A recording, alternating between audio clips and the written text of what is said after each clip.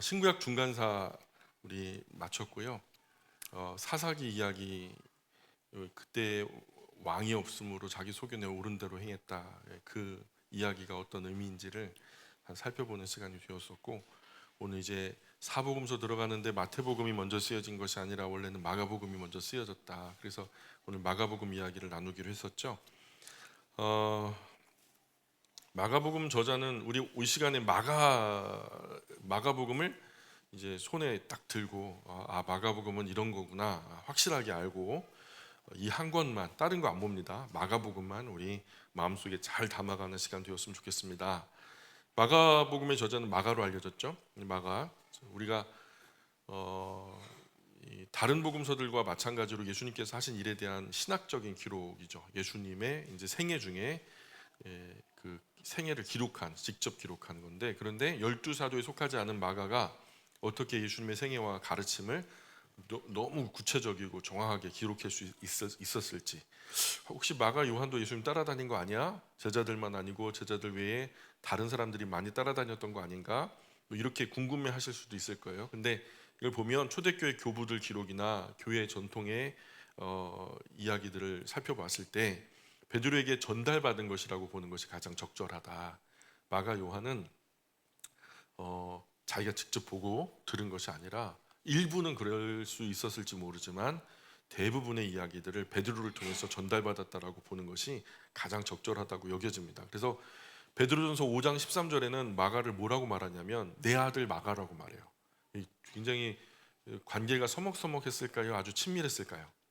친밀했겠죠. 친밀한 사람에게는 친밀한 이야기 하겠죠. 남들에게는 뭐 이렇게 장황하게 늘어놓지 못하는 말들도 뭐 가까이 있고 아들같이 여겨지니까 아마 미주알 고주알 다 얘기했을 거니까요. 그런 이야기들을 잘 듣고 정리해서 마가 요한이 아마도 마가복음을 기록하지 않았을까, 이렇게 보는 것이 가장 적절하다고 여겨집니다. 그래서 예수님의 공적 사역이 베드로를 부르신 사건으로부터 시작되는 것도, 그죠? 공생에 시작한 베드로를 먼저 부르는 게 사실 시작은 아니거든요. 근데 베드로를 부르는 사건으로 시작된다는 걸 통해서 볼 때도 베드로가 전해준 것이 합당하다, 그렇게 여겨진다라는 것이 적절한 것 같습니다. 14장에서 마가복음에만 기록되는 이제 한 청년이 나오죠. 한 청년을 저자인 마가 요한으로 보는 흥미로운 견해도 있어요. 그래서 14장에 보면 예수님이 체포당하시는 것을 보고서 배로 된 혼니불을 두르고 따라다니다가 자기가 누군지 정체를 감추려고 혼니불 이렇게 뒤집어 쓰고 다니다가 벗은 몸으로 도망가 버린, 그죠? 너 누구지? 하고서 이제 혼니불을 베끼니까 그걸 창피하니까 이렇게 뒤집어 써야 되는데 그거를 갖다 벗은 몸으로 도망갔다. 그 청년이 마가 요한이라고 뭐 주장하는 그런 주장도 있습니다. 물론 이건 증명할 길은 없어요. 근데 만약 이 청년이 마가 요한이라면 자신의 창피한 과거를 여기다 싣고 싶겠어요? 아니면 안 싣고 싶겠어요? 안 싣고 싶겠죠. 근데 그런 창피한 과거를 가감없이 적절한 곳에 소개한 변화된 자, 전에는 내가 이랬던 사람이다 라고 하는, 그래서 주님을 제대로 만난 사람들은 과거의 그 자기와 그리고 만난 사건과 만난 이후에 자기의 달라진 사건, 이게 이제 간증의 패턴이죠. 그죠? 만나기 전에 내가 얼마나 형편없는 사람이었는지, 그리고 만났을 때 주님이 나를 어떻게 만나 주셨는지, 만난 이후에 나의 삶이 어떻게 달라졌는지에 대한 이야기를 하기 위해서라도 창피한 과거 이야기를 하죠. 그런 대표적인 사람이 또 누가 있죠? 구약에서 보면은 선지자 중에 아주 그냥 개차반 같은 선지자 하나 있죠? 요나. 요나를 보면 요나가 만약에 있었다고 한다면 요나 선지자가 쓰고 싶지 않은 이야기들이 많죠. 참 정말 부끄럽고 막 개떡같이 전화하고 막 그러는 거 보면 참 이런 걸 내가 만약에 썼다면 절대로 그렇게 하지 않고 미화해가지고 썼을 텐데, 근데 그런 하나님이 나를 만나 주심으로 변화되어진 시각을 갖게 된 요나는 자기가 좀 누추하게 된다 하더라도 하나님의 거룩한 뜻이 세워지기를 원했을 것 같아요. 마찬가지로 주님을 만난 사람들의 이야기가, 그래서 초대교회의 이런 정황, 뭐 복음을 전파하는 것들이 누가 그렇게 전해 주셨더라라고 하는 그런 이제 3인칭으로 이 전달받은 것을 나도 누군가에게 전달한다, 이런 개념이 아니라 내가 만난 예수님을 중심으로 그 전과 후가 달라지는 것들을 보게 돼요. 그래서 우리 영광의 모든 가족들도 그런 기원 전과 기원 후가 있으면 좋겠다. Before Christ, Anno Domini. 그래서 기원, 예수님 만나기 전에 나는 이랬던 사람이었고 예수님을 만났을 때 어떻게 나를 만나 주셨으며 예수님을 만난 이후에 나는 어떻게 달라졌다. 이런 것들을 아주 짧은 10분 안에 또는 5분 안에 조여서 설명할 수 있을 때 이걸 복음 전파라고 하는 거예요. 다른 사람에게는 그게 복음일 수 있으나 나에게는 복음이 아닐 수 있잖아요. 근데 최소한 나의 복음은 전해야죠. 바울도 나의 복음 전하죠. 다마스커스로 가는 도중에 자기가 주님을 만났다는 거예요. 종호의 햇빛보다 더 광명한 그분이 나를 부르시며 너 왜 나를 핍박하냐 그랬다는 거예요. 그 전에 자기는 어떻게 살았고 그 후에 나는 어떻게 살았는지 바울이 그런 얘기 하잖아요. 그런데 많은 한국교회 그리스도인들이 이런 자기 간증이 없어요. 자기만의 기원 전과 기원 후가 없다는 거예요. 이건 정말 중요한 거예요. 정체성이 그리스도인의 정체성에 관한 거니까 A4 용지 한 장으로라도 좀 한번 쓰면은 중요해요. 이 업데이트가 되거든요. 제일 먼저 예수님 만났던 당시의 정황을 이렇게 정리해서 써보시고 그 전에 내가 어떻게 살았는지, 예수님 만나기 전에 어떤 삶이었는지, 후에 어떤 삶을 그냥 문장 하나로만 해도 계속 살이 붙어요. 계속 살이 붙어요. 그래서 나중에는 이것을 덮어놓고도 누군가 새로운 사람과 만나게 하실 때 내가 만난 예수님에 대해서 우리가 부끄럽지 않게 열어놓을 수 있는 복음 전파의 귀한 도구가 된다라는 거죠. 자, 어쨌든 마가복음은 로마에서 이방 그리스도인들을 대상으로 썼다는 견해가 유력하죠. 그 증거로 간간히 본문에서 유대인의 관습에 대해서 설명해 주는 부분을 들을 수 있고요. 또 여러 군데에서 아람어 표현을 헬라어로 번역하는 부분들이 나와요. 그래서 헬라어로 번역하는 이유는 뭘까요? 헬라어로 번역하는 이유는 헬라어로 알아듣는 사람이 청중이기 때문에 헬라어로 번역하겠죠. 근데 헬라어를 모르는 사람한테 헬라어를 번역해서 주면은 사실 못 알아듣잖아요. 그러니 이 아람어 표현을 헬라어로 번역한 부분들이 군데군데 나오는 것은 헬라어를 쓰는 사람이었다고 보는 것이 상식적이죠. 그래서 헬라어를 쓰는 이방인이 대상임을 우리가 이해할 수 있는 거예요. 그래서 예를 들면 달리다쿰 기억나시죠? 탈리다쿰 이런 거거든요. 원래는 탈리다쿰 아람어로 소녀여 일어나라 이런 뜻이에요. 이런 것들도 사실은 번역을 해주는 거예요. 예. 마가복음은 네 복음서 중에서 가장 먼저 기록됐어요. 다른 복음서 기록하는데 참고 자료로 쓰일 만큼. 그래서 다른 복음서를 보면은요, 마가복음의 자료를 그대로 갖다가 썼다라고 볼 수 있을 만큼 너무너무 똑같은 부분들이 있어요. 그래서 학자들이 이것을 마가복음 우선설이라고 해요. 마가복음이 제일 먼저 쓰여졌고, 이 사본 비평학에 의하면 분량이 많은 것과 적은 것이 있으면 많은 것이 나중에 써졌을까요? 아니면 적은 것이 먼저 써졌을까요? 적은 것이 먼저 써졌다고 봐요. 왜냐하면 나중에 역사가 흐르면서 부연 설명이 더 붙었을 거다 이렇게. 그리고 뭔가 삽입 구절이 있고 없고에 따라서 삽입 구절이 있는 것은 후대에 쓰여졌을 거다, 없는 것은 먼저 쓰여졌을 거다 이렇게 보는 거고요. 그런 의미에서 마가복음은 사복음서 중에서도 가장 먼저 쓰여졌다 보고, 그런데 분량이 작죠. 분량이 작기 때문에 내용도 적을 것이다, 그거 전혀 아니에요. 마가복음이요, 필체가요 굉장히 빨라요. 그래서 긴 설교보다는 행동 중심 복음 전개를 하는데 뭐 순간순간 막 훅훅 지나가요. 이 마가복음에서 막 여러 번 읽다 보면은 눈에 쏙 들어오는 게 뭐냐면 즉시 이런 말이 나와요. 즉시. 그래서 사건들이 굉장히 빠르게 진행되고 있고 즉시처럼 신속성을 나타내는 부사들이 자주 사용된다는 거. 또 실제로 움직임을 의도하는 동사가 다른 어떤 복음서보다도 풍성하게 들리고 있다는 거. 하나님의 아들이신 예수님의 능력과 권위를 굉장히 강조하고 있고, 다른 데서는 맴 돌려가면서 나중에 그가 하나님의 아들이셨도다 막 이런 식으로 이제 터트리는데, 그게 아니에요. 그냥 거두절미하고 그분이 하나님의 아들이야 막 단도직입적으로. 복음을 들은 후에 사람들의 결단이 굉장히 중요하고 시급하다는 것에 지금 이게 듣고서 사람들의 반응을 굉장히 긴급하게 안내하려고 하고요. 그리고 신속성과 함께 긴급성, 위급성도 동시에 강조되고 있습니다. 뿐만 아니라 마가복음은요, 섬김의 최고봉이라고 할 수 있는 십자가 사건을 향해서 모든 것이, 그래서 마가복음의 모든 내용을 보면요, 다 그게 만약에 사람이고 그 사건이 사람이고 손가락을 어디를 향해 가르친다고 한다면 십자가를 향해서 다 손가락이 향하고 있다라고 보면 돼요. 마가복음 어디를 펴서 읽어도요, 그것이 결국 십자가를 가리키고 있다는 것을 쉽게 이해하게 될 거예요. 그러나 무엇보다도 마가복음의 초점은 제자도에 있다. 제자도. 이방 그리스도인이 복음을 적대적인 환경에서 이제 살아가다 보니까 예수님 믿는 사람들은 그때 당시 굉장히 독특한 사람들이었어요.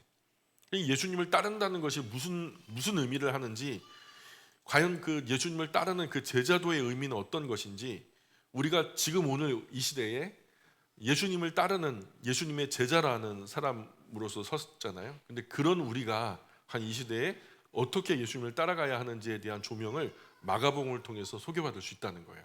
그래서 마가복음은 하나님의 아들 예수 그리스도의 복음의 시작이라. 이 마가복음이 처음에 열자마자 이 얘기를 빵 하고 터뜨리면서 가요. 그에게 복음이라고 하는 게 굉장히 강조되죠. 근데 그 복음의 내용을 보면 두 가지예요. 하나는 그 메시아가 우리 곁으로 오셨다. 그리고 두 번째는 그가 너를 구원하신다. 한번 따라해 볼까요?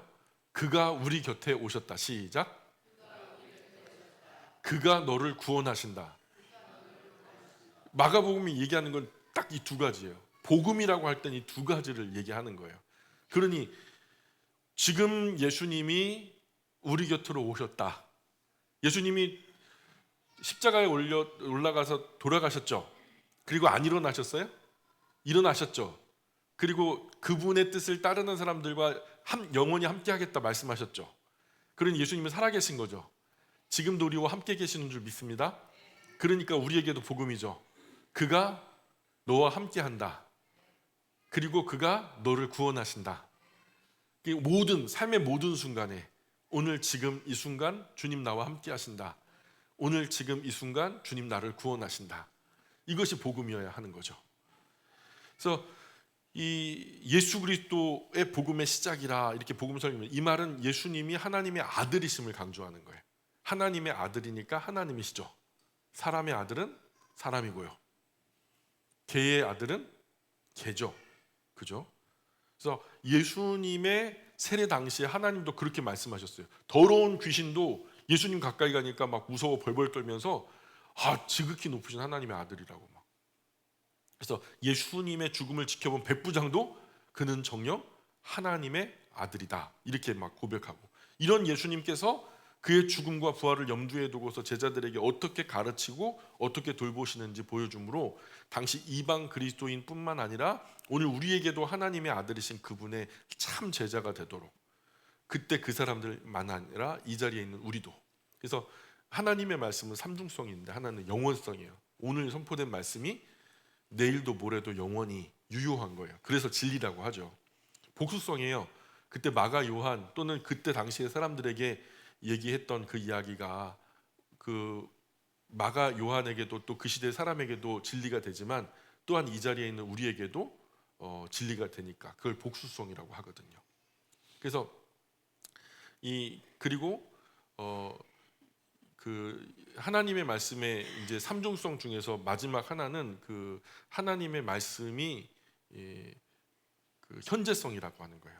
과거 2000년 전에 선포되어진 말씀이지만 지금 오늘 우리에게 살아계신 그분이 말씀하듯이, 이게 변함이 없다면, 그죠? 과거나 현재나 미래가 변함이 없다면 현재적으로 우리가 이거를 들을 수 있을, 지금 내게 말씀하시는 것으로 받아들여도 틀리지 않는 거거든요. 그러니까 그런 이제 현재성으로 받아들이는 것이 좋은 거죠. 이 성경에 모든 것이 그런 건 아니고요. 성경의 일반적인 교리라고 묶을 수 있는 이 진리의 영역에서는 이 삼중성을 늘 머릿속에 기억하면서, 뭐라고요? 삼중성이 영원성, 복수성, 현재성, 이 세 가지를 기억하셔야 돼요. 그 말씀을 읽을 때 이거는 영원한 말씀이야. 변하지 않는 말씀이지. 그리고 그때 그를 향해 말씀하셨지만 지금 나를 향해 말씀하시는 거야. 그리고 현재성, 그때 2000년 전의 이야기지만 지금 나에게도 이것은 유효해. 그래서 적용점이 거기서 나오는 거죠. 그래서 한 예로 귀신을 내쫓는 권능을 주셨음에도 귀신 들린 아이를 고치지 못하는 제자들을 향해서 뭐라고 말하냐면, 예수님이 믿음이 없는 세대예요, 이런 말씀하시죠. 질책하는데, 그러면서 마음이 둔해져서 깨닫지 못하는 그들의 믿음이 마치 이방인 여인 중에서 수르보니게 이방 여인보다 그의 신앙보다 미치지 못한다 대조하시면서 제자들에게 믿음을 가르치는 거죠. 믿음. 또 다른 특징으로는 마가복음은 다른 복음서에 비해서 분량이 좀 적어요. 그래서 그렇다고 내용이 빈약한 것도 전혀 아니고, 저자 마가는 많은 사건을 요약하면서 좀 심플하게, 뭐 어떤 이야기를 할 때 장구하게 전에 내가 뭘 했는데 사실 그런 과정에서 누구를 만났고 결국 하고자 하는 얘기는 맨 끝에 한마디예요. 근데 너무 진부하게 이야기를 끌고 나가는 사람이 있잖아요. 근데 마가는 그런 거 딱 질색이에요. 이 사람이 젊은 데다가 또 이제 뭔가 이야기에 대한 핵심적인 것들을 요약하는 것을 지금 굉장히 좋아했기 때문에 많은 사건을 굉장히 심플하게 조려요. 예를 들어 마태복음 4장과 누가복음 4장에서는 예수님의 마귀 시험 장면을 아주 길게 다뤄요. 내용을 보면은 막 이제 막 시나리오 같아요. 근데 마가복음에는 딱 두 절이에요. 1장 12절 13절. 아주 간단하죠. 또 이 마태복음 그 10장에서 예수님께서 전도 여행을 앞두고 제자들에게 길게 가르치신 부분도 마가복음에서는 6장 7절에서 13절 아주 짧은 부분에서 다 요약되고 있고요. 그렇다고 해서 마가복음은 무조건 다 그렇게 짧게만 조렸다 이렇게 일관할 수는 없어요. 왜냐? 6장에서 오병이어의 기적 같은 것들을 보면은 거기에 일어난 기적의 장소에 다른 사람들은 오병이어의 기적이 일어났다 이렇게 단순하게 심플하게 고백하고 있는데, 근데 마가 요한 같은 경우에는요 6장에서 오병이어의 기적을 기록하면서 그 장소의 잔디색이 푸르렀다 이런 색깔까지, 어떤 색채까지 묘사할 정도로 사실 이건 마가복음밖에 안 나와요. 8장에서는 벳세다에서 맹인을 고치실 때 한 번에 고치지 않고 두 단계를 거쳐서 고치시는 자세한 묘사도 있어요. 다른 데서는 그냥 고친 걸로 나오는데 두 단계에 걸쳐서 고치신 것도 나타나고요. 그러나 마가는 전반적으로 요약을 잘해요. 그래서 사람들을 죄에서 구원하시기 위해 십자가를 향해 움직이시는 예수님의 움직임에 의도적으로 초점을 맞추고 그분의 발 뒤걸음을 쫓아가듯이, 그렇게 카메라를 들고 쫓아가듯이 그렇게 쫓아가고 있죠. 그리고 마지막으로 마가복음은 마태복음하고 90% 정도 중복이 돼요.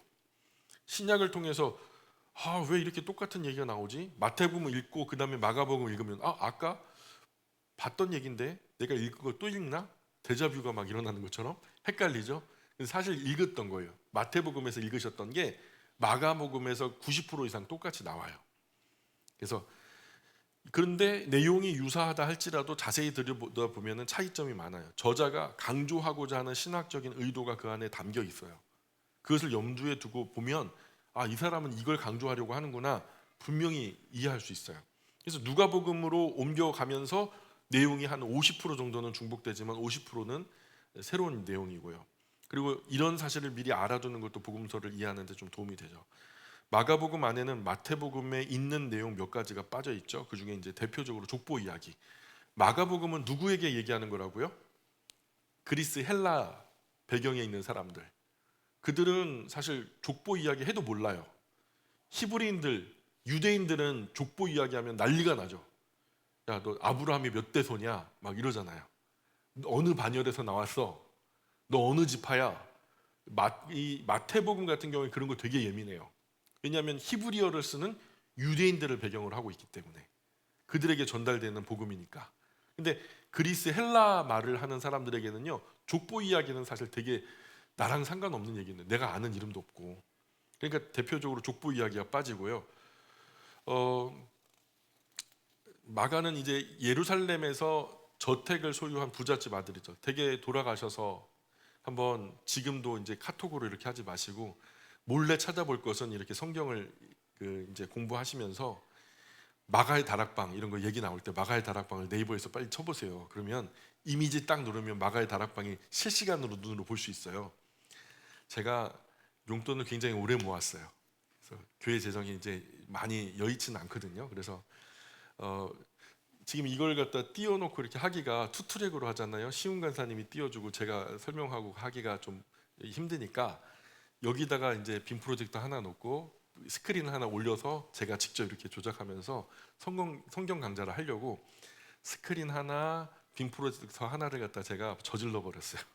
하나님이 주신 삼성 카드가 있더라고요. 장기 무이자 할부가 돼가지고 제가 좀 무리해서 했어요. 그래갖고 이제 제가 그걸 세워놓고 이제 할 건데, 그러면은 제가 이제 마가의 다락방 하면은 다락방도 직접 실시간으로 보여드리고, 거기 과연 120명이 들어가서 앉을 수 있는가 이런 거 볼 수 있겠죠. 다락방이 사실 아니라는 것도 그냥 한 번에 그냥 다 볼 수 있을 거예요. 진부한 설명이 필요 없는 거죠. 그런 것처럼 이제 성경을 읽다가 또는 공부하다가 궁금한 거 있으면은 검색해 보는 거, 강의 도중이니까 뭐 아무 거리낌 없이 막 찾아보시면 돼요. 오늘 이 시간은 예배 시간이 아니라 성경 강좌 시간이잖아요. 도움이 되는 것들이 있다면 지금 검색해 보시면 좋아요. 어쨌든 지금 마가는요, 이 예루살렘 그 성 내에 저택을 소유한 부잣집 아들이에요. 이 성경 안에는 마가의 아버지에 대한 기록이 나와요? 네, 나오지 않아요. 보통 누구누구의 아들이라고 소개되거든요. 히브리 사람들은 누구누구의 아들. 그래야 그 아버지는 누구냐, 할아버지는 누구냐. 그래갖고 나중에는 아브라함까지 그 이제 족보를 따질 수 있으니까요. 그래서 아버지가 소개되는데 마가의 아버지 이름 나오지 않는 걸 보니까 아마도 많은 성경학자들은 하나같이 아마 일찍 돌아가셨을 가능성이 높다 이렇게 얘기하죠. 우리가 잘 아는 위로의 사람 누구죠? 바나바와 생들 조카 관계. 그래서 초대교회가 시작될 때 자신의 모든 소유를 팔아서 교회 앞에 내놓고 교회의 많은 가난한 지체들을 자신의 물질로 섬기기 원했던 사람.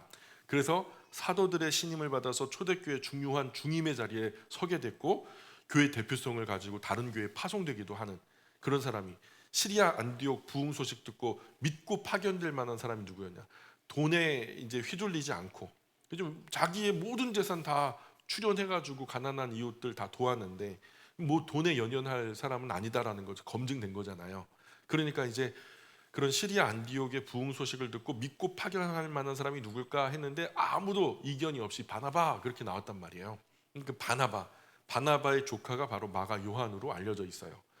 우리가 잘 알기로 바나바의 성품은 이미 성경에 검증될 만큼 너무 좋은 인품의 인격자잖아요. 이 바나바의 여동생이 이제 마가 요한의 어머니였을 거다. 청출어람이라고 아마 그 가정이나 가문의 가풍이 그렇게 경건했을 것으로 여겨져요. 그래서 하나님의 사역자로서 성품은 정말 중요한 요소죠. 예수님께서 유월절 식사, 즉 최후의 만찬 자리를 알아보실 때에 마가 요한의 집을 지목하셨죠. 그래서 그 이유는 바나바가 예수님의 12 제자 중 하나는 아니었지만 초대교회 역사가들을 볼 때 그분들이 항상 하는 말들이 예수님의 제자들은 12명만 있었던 것이 아니다. 70인 제자라고 들어보셨죠? 70인 제자가 또 있었는데 그 70인 제자들 중에는 분명히 바나바도 멤버가 됐을 것이다. 그래서 많은 성경학자들이 공히 예상하는 부분이에요. 교법사 세레나 70인 제자 중에 속한 것으로 나타나고요. 70인 제자들 중에서도 걸출한 인물들이 여러 나타나고 있죠.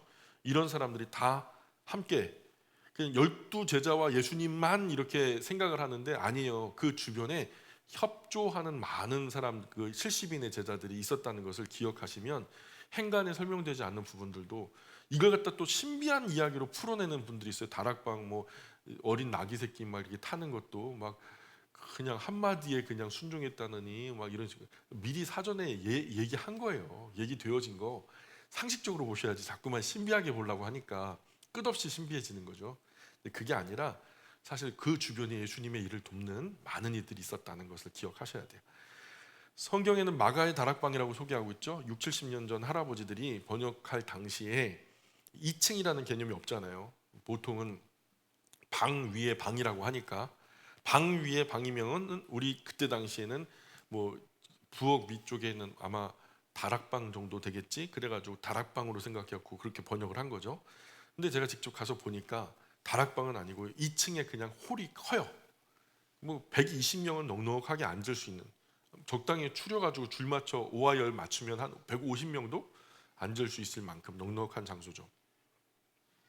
혹시 여러분 거실에 한 120명 정도 들어가서 앉을 만한 그런 거실 가지신 분 계세요? 예? 그런 정도의 거실을 가지신 분은 부자일까요? 가난할까요? 겁나 부자겠죠? 부자일 거예요. 그래서 마가 요한의 집이 꽤 큰 재력가, 그리고 예루살렘이라고 하는 성 안에 부동산을 가지고 있었어요. 근데 그것도 적은 규모가 아니라 굉장히 큰 규모예요. 당시 이제 예루살렘 성 안에 있는 정치인이나 종교인들이 주로 있었고요. 그 중에서도 실세 내지는 좀 실력 있는 사람들이 예루살렘 성 안에 있는 주택들을 소유하고 있었죠. 직접 가서 봤더니 제사장 정도 되면 그 집에 여러 부수적인 장치들이 이제 붙어 있는데, 심지어는 개인 가정에요 목욕탕이 있어요. 개인 가정에 제사장들이 이제 어쨌든 성전으로 올라갈 때 목욕 재개하고 이제 올라가게 돼 있는데, 개인 가정에 목욕탕이 아주 큰 대중탕처럼 있는 것을 이제 한번 이제 성지순례 가시면 그런 것들을 보게 될 거예요. 근데 성지순례 요즘에는 갈 필요가 없어요. 왜냐하면 VR이라고 들어보셨어요? 성지순례를 제가 한번 갔다 왔는데요. 거기 가면요 날씨가 덥죠, 사람들 붐비죠, 또 빨리 와라, 또 늦게 가는 사람 또 끌고 가죠. 막 나중에 현장에 도착하면 녹초가 돼요. 그래서 뭘 봤는지, 이게 여기가 도대체 어딘지 막 정신이, 그래서 가면은 제일 먼저 뭐래요? 사명감에 사진 찍는 거예요. 내 정신 없어도 사진은 정신이 있잖아요. 그래서 찍어놓고 보자. 그래가지고 사진 찍는데 그것도 막 흔들려 찍고 못생기게 찍고 그러는데, 요즘에는 VR 기술이라 그래갖고 카메라를 이렇게 들고 손에 들고 가면요 360도로 사방이 다 찍혀요. 근데 그거를 갖다 찍은 거를요 눈에다 안경처럼 이렇게 쓰면요 이렇게 보면은 뒤에까지 다 보여요. 실시간으로 보는 것처럼. 그러면서 그 마가의 다락방에 앉을 수도 있고 거기서 걸어 다닐 수도 있고 막 그러거든요. 재밌어요. 네, 그런 아이들에게 선물하자면 그런 걸 선물해 주셔야 돼요. 저도 이제 아이들하고 지금 그거 가지고 놀고 있어요. 많이 비싸지 않아요. 성지순례 하려면 여행 연습 겸 해가지고 그런 거 한번 사가지고 활용하는 것도 좋을 것 같아요. 그래서 마가는 처음에 바울과 바나바 전도 여행 수행했죠. 그래서 우리가 잘 아는 대로 밤빌리아 버가 이제 1차 전도 여행 도중에 이제 섬에서 키프로스 섬에서 육지로 내려서자마자 어떤 이유에선지 전도 일행과 헤어져 버려요. 이 과정에서 바울은 굉장히 불편해했고요. 그래서 이 도중 하차, 일행에서 일탈해 버리는 이 이유가 뭐냐? 학자들마다 썰이 있는데, 배멀미를 굉장히 심하게 했다. 몸이 워낙 유약했고 뭐 부유한 가정에서 아주 그냥 오냐바짜 자라가지고 버릇이 없다느니 몸이 병약했다는 이런 주장도 있고요. 또 다른 주장은 바울은 예수님의 복음을 믿는 믿음만으로 구원을 얻는 것이 부족함이 없다.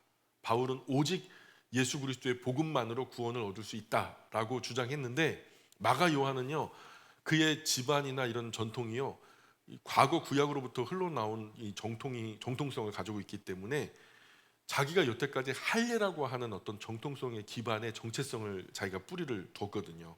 근데 할례는요 하나님의 백성의 상식인 거예요. 무조건 하나님을 믿는다 그러면은 할례 받았냐 안 받았냐 이걸로 이제 분간을 할 정도로. 나중에 저기 세계대전 때도 독일이요 유대인인 걸 어떻게 알았어요? 남자들 옷 벗겨놓고서 할례 받았나 그거 보잖아요. 그 정도로 그 사람들은 그게 신앙인 거예요. 그러니까 흔들리기가 어려운 거예요. 수천 년 지났는데도 지금까지 그랬다면 마가 요한 때는 그것을 넘어서기가 얼마나 힘들었겠어요. 그러니까 할례를 부정해?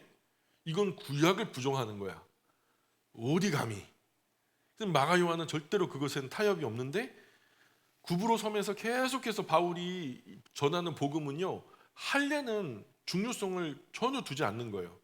예수님의 복음만 자꾸만 강조를 하니까요.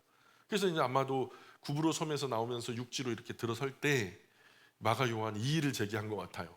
아유, 바울 목사님 좀 그래도 균형 있게 좀 구약에서의 할례도 전하시고, 그래서 완전히 이스라엘 백성이 되어야 그 다음에 예수 그리스도로 구원의 복음이 의미가 있지 않겠습니까?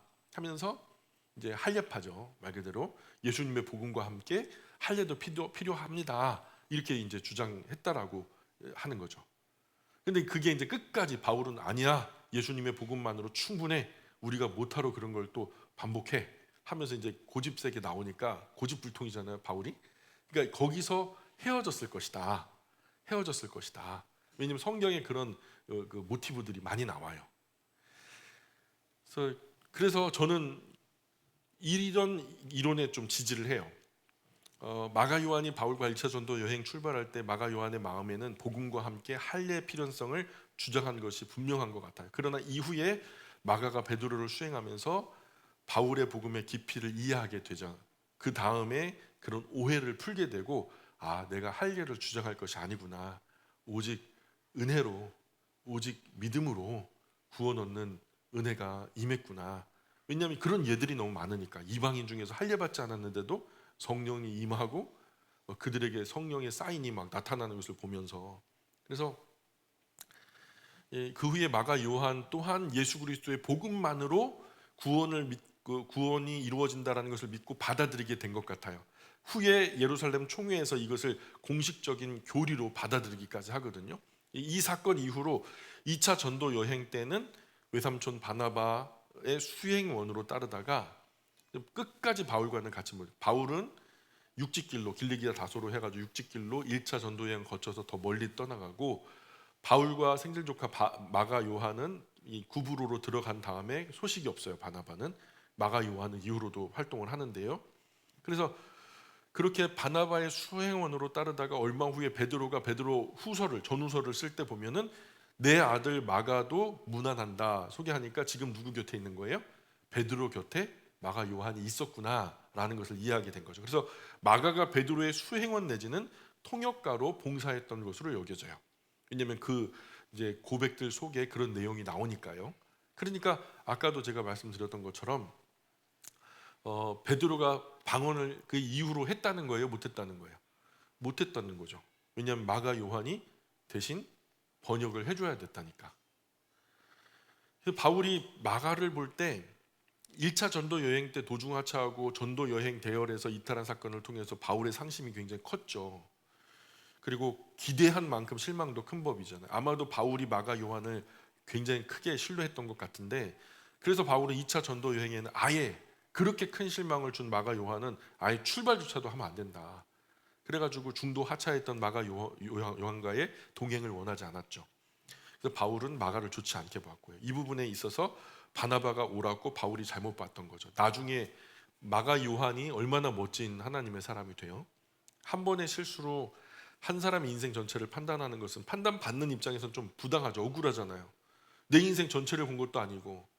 양가 감정이라는 말 들어보셨어요? 요즘에 제가 지금 읽고 있는 책이 있는데 나에게 가까운 사람이 그 경계성 성격 장애일 때라는 책이에요. 베스트셀러 세 손가락 안에 든 책으로 들어왔어요. 이 경계성 성격 장애라는 말 들어보셨어요? 이런 사람이 하나 우리 공동체 안에 있으면요 되게 힘들어요. 이 양상이 이제 막 나타나는데 무조건 흑과 백으로 나눠요. 그래가지고 나는 무조건 잘못한 게 없고 모든 잘못은 너가 한 거야. 팔 바깥에 있는 너가 한 거야. 모든 것을 다 합리화해요. 심지어는 사실관계도 이 사람들에게 가면, 이 사람에게 가면은 사실관계가 뒤바뀌어 버려요. 거짓말로 포장을 해요. 그래도 돼. 막 그러면서. 양가 감정이라는 게 뭐냐면 이 사람이 나에게 뭔가 피해를 줬어요. 어느 날 되게 기분 나쁘게 얘기를 했단 말이에요. 근데 전에는 여태까지 나에게 굉장히 잘해줬던 사람이야.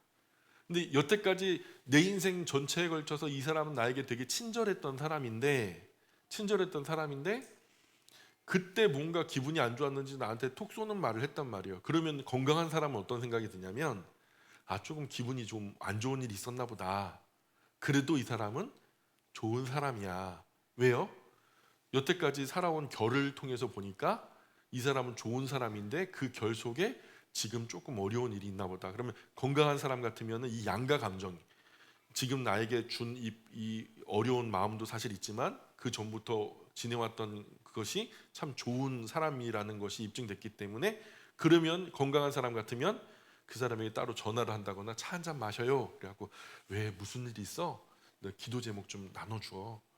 나 요즘에 당신 생각 많이 하잖아. 막 그러면서 이제 건강하게 접근해서 관계가 깨지지 않거든요. 근데 그게 양가 감정이라고 하는 거예요.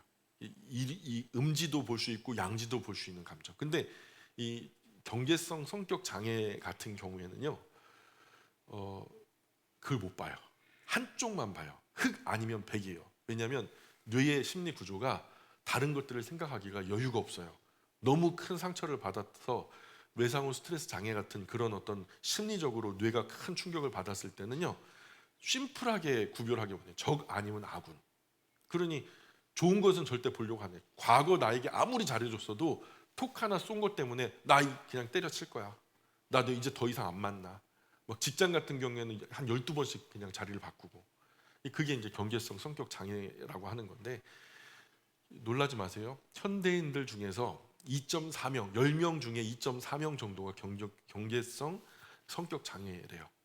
그래서 그 책은 뭘 도와주냐면, 이런 사람들을, 건강한 사람들이 어떻게 도울 수 있는가에 대한 이야기를 안내하거든요. 두 가지 유익이 있어요. 하나는 내가 그런 경계성 성격 장애가 있다면 나의 모습을 좀 되돌아보면서 스스로 치료할 수 있는 좀 힌트를 주고요. 또 하나는 우리 주변에 그런 경계성 장애가 있을 때 양상이 한 10대까지 나오거든요. 그런 사람들을 어떻게 도와줄 수 있을까? 어떻게 건강한 사람으로 일으켜줄 수 있을까에 대한 이야기를 풀어줘요. 그래서 평생 그런 경계성 성격 장애를 연구해왔던 장인이 쓴 글이니까 참 재밌게 짭짤하게 잘 썼어요. 한번 보시면 좋을 것 같아요. 제가 자꾸만 세죠. 예. 그래서 한 번 실수한 사람 끝까지 그렇게 낙인 찍어버리면 얼마나 억울해요. 그래서 사람을 볼 때 살아온 결로 봐야지, 그죠? 한순간 실수나 특정한 잘못으로 인생 전체를 판단해버리면 억울하잖아요. 어떤 사람이 설령 실수했더라도 그 사람 존재 자체는 실수가 아니잖아요, 그죠? 그러니 그 사람 존재는 그 사람이 실수보다 더 큰 가치를 가지니까요. 그 사람에게 죄가 있더라도 그 죄보다도 사람이 더 크니까, 그 사람이 더 크니까. 그래서 하나님의 은혜는 우리 모두의 죄보다도 더 크잖아요. 그래서 한 번의 실수를 가지고 그 사람을 관계 속에서 또는 공동체 속에서 따돌리고 낙인 찍고 그냥 매장시키는, 이 정말 잘못된 거죠. 근데 한국 사회가 이런 것에 익숙해져 버렸어요. 뭔가 과거에 여태까지 선하게 지내왔던 그런 것들은 전부 다 아예 그냥 저평가해 버리고 한 번 실수를 갖다가 인생 전체의 모습으로 판단해 버리는 거죠. 그리고 낙인을 찍어 버려요. 이 사람들은 어떻게 일어나요, 그러면? 예? 뉴스 같은 데도 그런 걸 자극적으로 막 그렇게 막 부풀려 가지고 막 보도를 하거든요. 이 사람 절대로 못 일어나요. 사회적으로 완전 죽음인 거예요. 이 사회는요, 사람을 죽이려고 해요. 그러나 교회는 그러면 안 되잖아요, 그죠? 실수를 만회할 수 있도록 부축해주고 일으켜주는 것이 오늘 우리 그리스도인과 교회가 할 일이라고 저는 믿어요. 어쨌든 솔직히 행한 대로라면 세상에서는 아예 얼굴 안 보고 살 사람 많죠, 우리 주변에도. 그래도 여기는 하나님의 은혜와 긍휼이 넘치는 사랑의 공동체 아니에요? 마지막에 모든 세상이 사랑이 다 식어진다 할지라도 마지막까지 남아있는 사랑이 있다면 예배당이 있어야죠, 그죠? 연약한 사람들이 여기 교회에서 포기한다면 세상 어디에 가서 소망이 있겠어요? 설령 그 사람이 똑같은 실수를 할 것이 99% 뻔하다 해도 단 1%의 소망이라도 가능합니다. 소망해주며 격려해주며 잘 되기를 바라주는 것이 오늘 우리의 교회가 되었으면 좋겠다 생각이 들어요. 마가 요한이 만약에 그 같은 상황에서 우리 교회에 왔으면 막 격려받고 위로받고 일어나가지고 바울 따라서 이제 전도 여행 할 수 있을 만큼 그런 정말 위대한 공동체가 우리 영광교회가 됐으면 좋겠어요. 판단하실 분은 하나님 한 분뿐이죠. 그 속을 누가 알아요, 그죠? 우리가 헤아리는 그 헤아림으로 우리도 도로 헤아림을 당할 것이니까 우리가 사람들에게 너그럽고 좀 넉넉해 줘야 돼요. 그래야 하나님도 우리를 너그럽고 넉넉하게 바라봐 주시죠. 자, 섬기는 일 아주 잘했던 사람이 바로 바나바잖아요. 근데 바울은 자기도 한때 그런 용납과 은혜의 혜택을 누린 당사자였어요. 왜냐하면 다마스커스로 가는 도중에 그냥 그 전까지는 그야말로 괴학자였죠. 죄인 중에 괴수였죠. 예수님 믿는 사람 잡아 죽이려고 가두려고 하는 그런 사람이었으니까요. 그런 은혜를 하나님으로부터 받았고 그 주변에 있는 많은 사람들이 그를 배려했죠. 근데 자기 개구리 올챙이 쪽 생각 못하는 거예요. 낙심해 있던 자신에게 찾아와서 바나바가 위로해 줬으니까, 그죠? 길리기아 다소에 정말 그냥 이제 은둔 생활하면서 조용히 예수님 믿다가 하늘나라 가야 되겠다 이렇게 하고 있는 사람을 바나바가 찾아와가지고 위로하고 격려해서 같이 일합시다 그래갖고 시리아 안드로옥으로 와가지고 전도 파송된 거잖아요. 전도 여행에.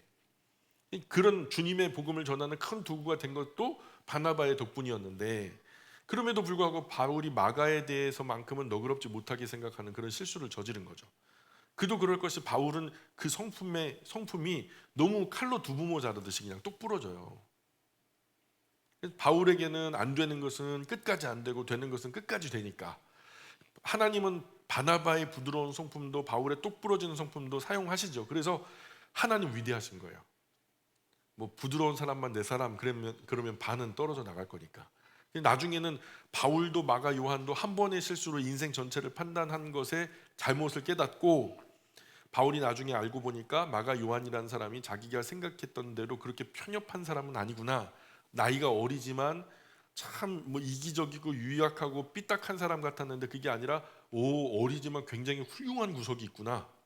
뭔가 심지가 있구나. 이런 것들을 알게 된 거죠. 그래서 바울이 그 실수에 대해서 아주 따끔하게 처신했기 때문에 아마도 제가 생각할 때는 바울이 그렇게 너랑은 도저히 안 가. 그러니까 마가 요한의 입장에서는 자존심도 상하고 그러면 뭐 나대로 하나님 일 해야지 하면서 같은 실수를 두 번 안 저지르기 위해서 아마 열심히 더 하지 않았을까, 뭐 양약이 되지 않았을까.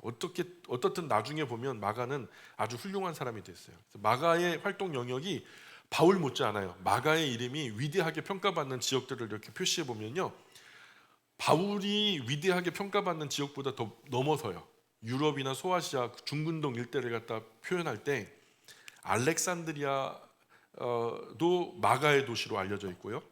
그리고 이 로마 북동쪽의 베니스도 마가의 도시로 알려져 있고요. 그 활동 반경이 바울 못지않게 엄청나게 넓어요. 그리고 마가는요, 우리 동양에서는 별로 주목받지 않지만 서양 사람들은 마가를 굉장히 존경하는 사람의 중에 한 사람으로 써요. 그래서 그 이름을 내 자식의 이름으로 지어줄 정도면 사실 멋진 사람이니까 이름 지어주겠죠.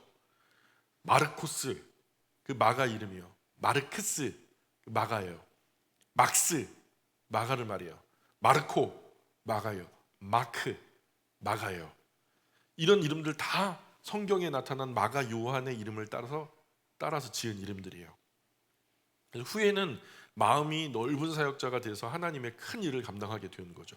이 모든 것이 바울이라는 선배에게서 아주 호되게 야단 맞아가지고 그런 일을 계기로 나는 지도자가 되어서 저렇게 하진 말아야겠다 뭐 했을 수도 있었을 거예요. 근데 뭐 어쨌든 나중에 바울이 첫 번째 감옥에 갇혔을 때 마가가 바울을 찾아왔어요. 선배기도 하지만 자기를 아주 매정하게 배제했던 그런 사람을 찾아간다는 것이 사실 그렇잖아요. 과거이긴 하지만 난 쟤랑 같이 안 할 거야. 내 인생 쟤랑 같이 해갖고 우울했어. 이렇게 막 선배 중에 한 사람이 나를 그렇게 왕따를 시키고 나를 배제시켰다면은 너무 힘들었을 거잖아요. 그죠? 윤간사님 맞죠? 그죠? 아침에 이제 찬양 이제 하는데 제가 간증을 간단하게 잘 들었는지 모르겠어요. 근데 그런 선배들이 있을 수 있거든요. 근데 이게 사실 그게 상처거든요. 그런데 감옥에 갇혔다는 거예요. 그럼 저 같으면 이거 고소하다. 그럴 텐데 그게 아니라 찾아가요. 또 마가 요한이 감옥까지 찾아가고, 그래서 마음을 넓혀서 바울이 로마에 갇힌 것을 알고 찾아가서 그것 때문에 바울이 골로새서에서 뭐라고 말하냐면 마가가 오거든 아주 극진하게 영접해 주어라 이렇게 말해요. 바울은 이런 마가의 아주 훌륭한 사람으로 성숙한 모습을 바울이 이제 나중에 보고서는 내 생각이 정말 짧았구나 이런 생각을 해요. 그리고 나중에 바울이 디모데에게 이제 유언과도 같은 디모데 후서에 보면 죽기 전에 마가 한번 꼭 보고 싶다. 죽을 날이 가까운 것을 직감한 거예요. 죽기 전에 마가 요한을 한번 나 꼭 보고 싶다. 이런 올 때 어디 마가 요한 좀 데리고 와라. 마가 요한 어디 있어요? 마가 요한 어디 있어요? 몰라요. 마가 요한 찾으려면은 그 활동 반경만큼이나 다 뒤져야 되는데 어디 있는지 누가 어떻게 알아요? 그런데 디모데가 결국 마가 요한을 찾아와서 그 바울과 제외를 시켰다고 해요. 어쨌든 너 올 때 마가를 데리고 와라 이런 말을 하죠. 그리고 바울하고 베드로 두 분은 초대교회 큰 일꾼이고요. 마치 두 산맥과도 같죠. 바울, 베드로. 근데 이 두 사람을 다 경험한 사람이 누구예요? 마가. 바울과 전도 여행도 갔고 이후에 뭐 제배도 하잖아요. 근데 베드로의 번역을 하면서 그죠? 통역을 하면서 수행했던. 그래서 베드로를 통해서 예수님에 관한 모든 이야기들을 다 들었잖아요. 그래서 이 두 양대 산맥 같은 어른을 함께 모셨던 이 두 사람을 함께 이을 수 있는 사람이 바로 마가 요한이에요. 정말 탁월할 수밖에 없죠. 거목의 그늘에서 자랐으니 뭐 더 뛰어나면 뛰어나죠. 마가가 전한 복음은 베드로 복음이라고 해도 과언이 아니죠. 마가는 12제자 사도도 아니었기 때문에 예수님 이야기를 직접 따라다니면서 보고 듣지는 못했어요. 아마 최후의 만찬 전후로 예수님을 처음 뵙게 됐을 가능성이 커요. 마가 복음은요 다른 복음서의 기초가 되죠. 그 이후로 복음서를 쓸 때마다 마가의 복음을 반드시 참고하면서 쓰게 돼요. 학자들마다 주장이 엇갈리는 것은 마가복음이 이전에 다른 공동 자료가 있지 않았나 이렇게 예상을 하는데 이 자료가 왜냐하면 다른 곳에서 또 똑같이 컨트롤 C, 컨트롤 V 한 것처럼 마치 복사해 놓은 것처럼 똑같은 부분들이 있거든요. 이 자료를 Q 자료라고 해요. Q 자료. 독일 사람들이 이걸 갖다가 이제 분석을 해낸 거예요. 꼼꼼해요, 독일 사람들이. ���레 자료라고 해요. 보니까 공통된 자료가 맥락을 같이 하는 자료가 있었던 것 같다. 왜냐하면 복음서의 기록들을 가만히 보면 철자 하나도 틀리지 않고 똑같은 부분이 존재하는데 우리가 같은 문장을 똑같이 써도 안녕하세요. 또 어떤 사람은 안녕하십니까? 또 다른 사람은 뭐 이렇게 다른 모양으로 쓰겠죠. 문장을 완벽하게 토시 하나 틀리지 않고 완벽하게 같이 쓸 때까지는 경우의 수가 엄청나죠.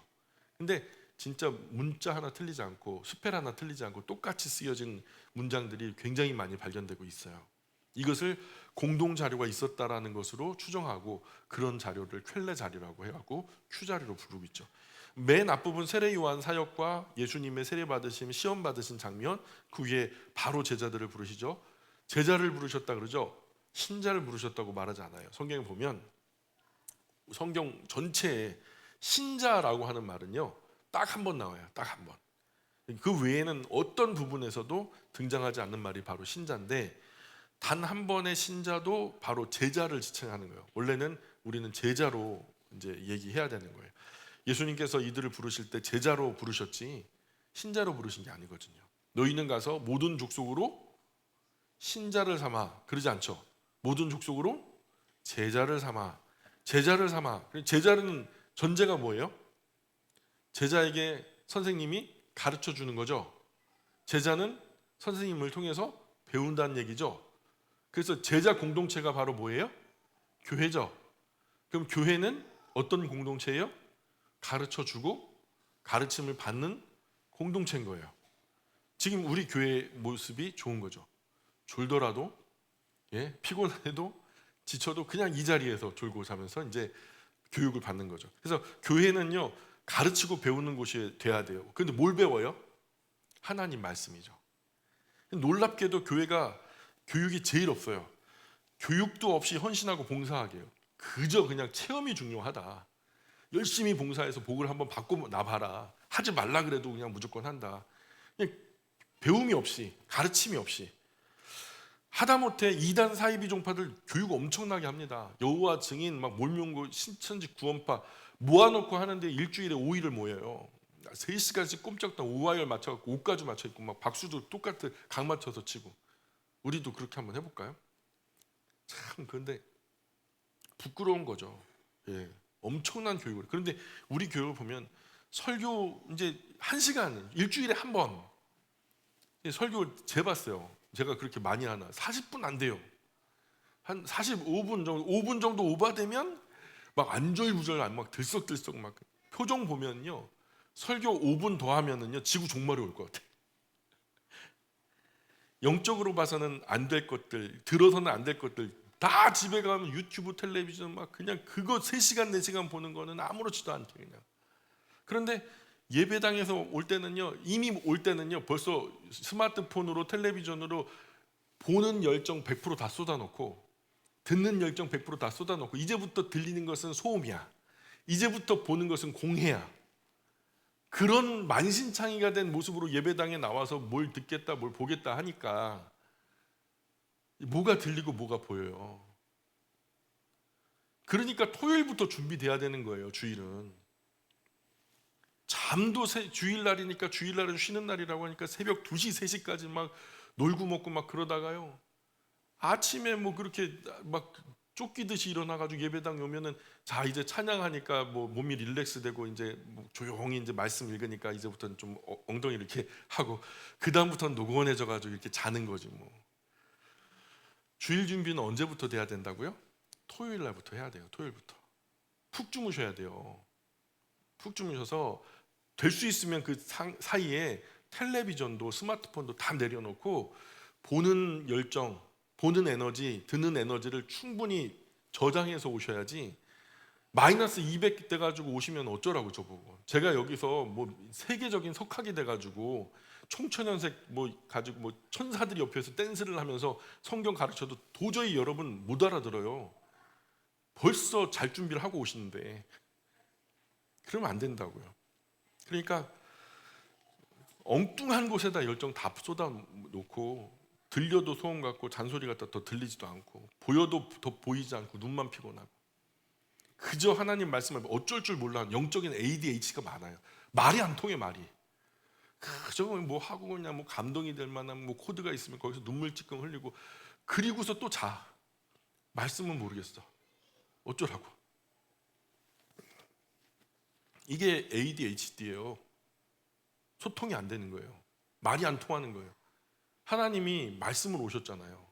말씀이 육신이 되어 우리 가운데 거하셨잖아요. 그분 예수님이거든요. 말이 통해야 돼요. 중요한 건 방언도 말이라니까요. 말이 안 통하니까. 왜 말이 안 통할까요? 예?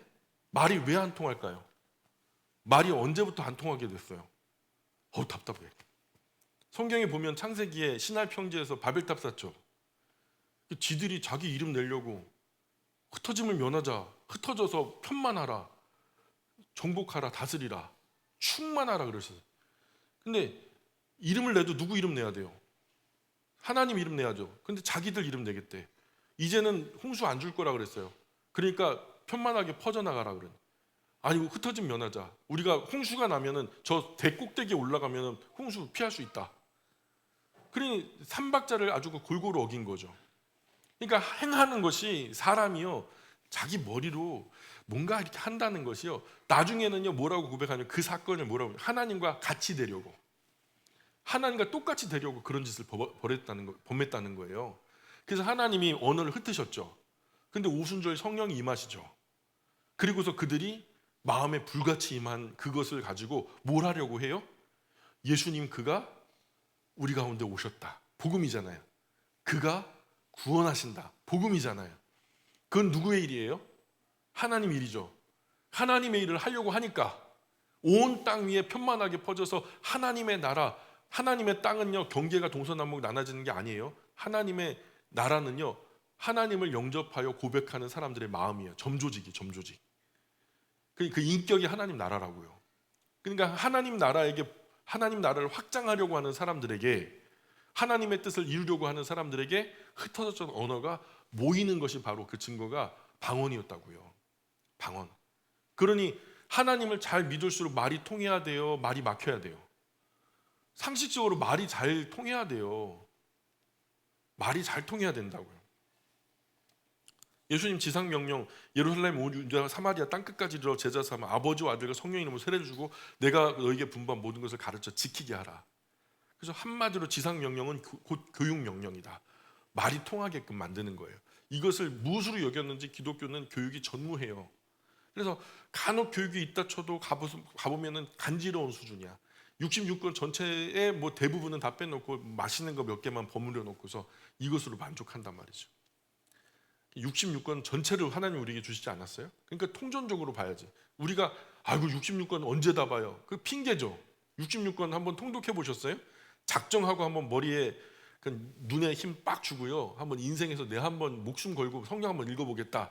한번 해보셨어요? 전 한신대 도서관이 가까운 데 있으니까 자전거 타고 거기까지 가가지고 여름 방학에 일독을 하는 제가 얼마나 빨리 일독을 할 수 있을까 한번 테스트를 해봤거든요. 근데요, 3일째 낮 정도 되니까 일독이 되더라고요. 그냥 자는 시간 두세 시간 놓고선 기계적으로 읽긴 했죠, 사실. 무슨 의미인지는 잘 모르겠고 막 읽기 시작했는데, 근데 좀 여유롭게 읽어도 일주일이면 되지 않겠어요? 지금 저는 일주일 만에 일독을 해요. 좀 앱 중에서 빠른 속도, 그냥 일반적으로 나오는 속도인데 그냥 우리가 말하는 속도로 그냥 성경을 읽어준단 말이에요. 근데 그걸 갖다 배속을 갖다 1.5배속으로 하잖아요. 그러면은 하루 8시간 정도 읽으면 일주일이면 통독을 해요. 시간이 없다고요? 거짓말 치지 마세요. 거짓말이 그거. 친구들 만나서 노닥거리면서 얘기하는 건 서너 시간, 아까 나중에 집에 가서 또 얘기하자 그러고. 근데 그거 아니에요. 우리의 시간 열정이 담기지 않고 마음이 거기에 들어가지 않으면 하나님의 말씀의 능력이 잘 나타나지 않아요. 그거는 하나님의 말씀이 능력이 없어서가 아니라 우리의 마음이 없어서 그래요. 마음이 없어서. 뭐 마가복음에 대한 이야기, 더 많은 이야기가 있지만요. 뭐 더 이제 읽으면서 정리할 만한 그런 이야기들이고요. 나중에 수요 특강 때 마가복음 하나로 그냥 한 16주 16주에 걸쳐서 마가복음 한 권을 좀 자세하게 들여다보려고 해요. 수요 특강 때.